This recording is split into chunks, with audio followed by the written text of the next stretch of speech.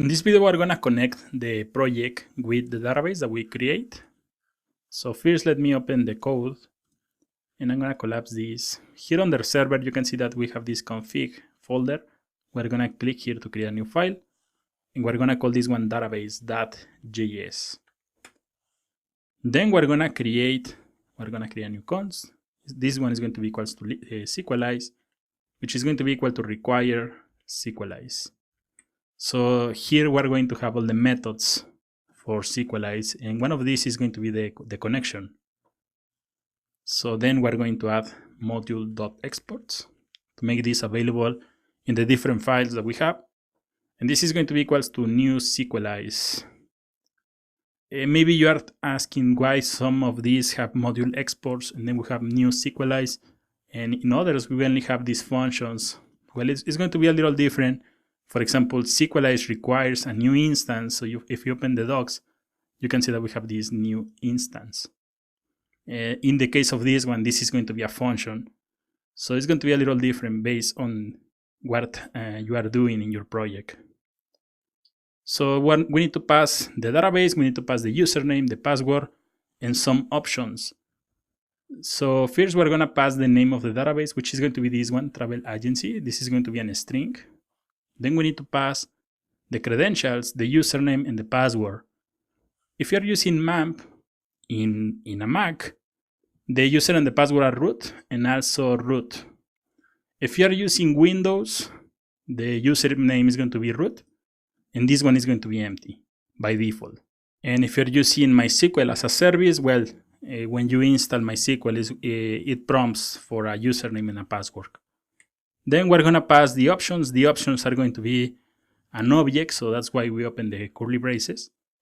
And we're going to pass the host, where the database is going to be hosted. If you open the project, you can see that here on phpMyAdmin we have localhost.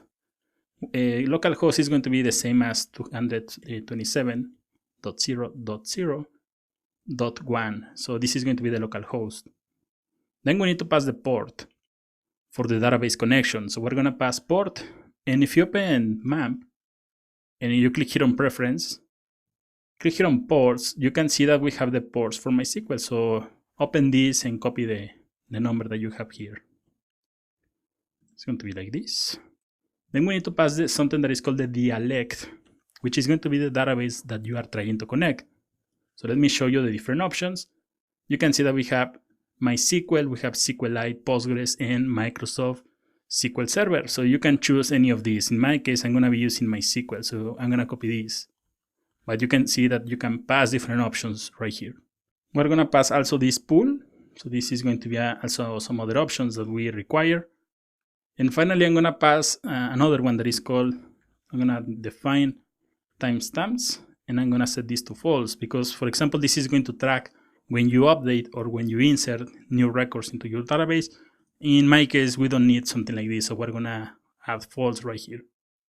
Finally, I'm going to add a comma, and I'm going to add operators, aliases, and I'm going to set this to false because this is going to display some warnings, and this way we can remove those warnings. Nothing really important, to be honest, but it's a little annoying to see the warnings right here, so this is going to remove that.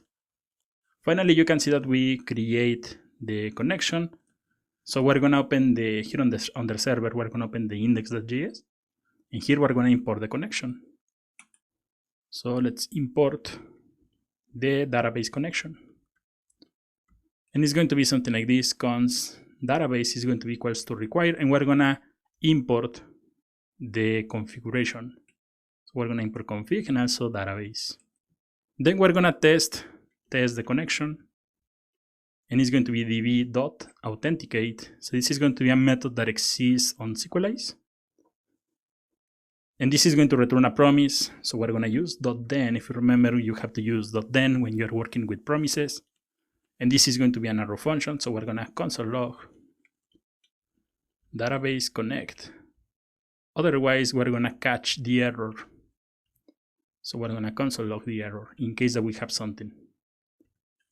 So we're going to save this, and if you open your terminal, you can see that we have database connect. Let me show you something. If you open the database, And let's say that you add, for example, a different name for the database, and you save this. Now you can see that we have this error. So it's going to fall into this catch, and it's going to display the error.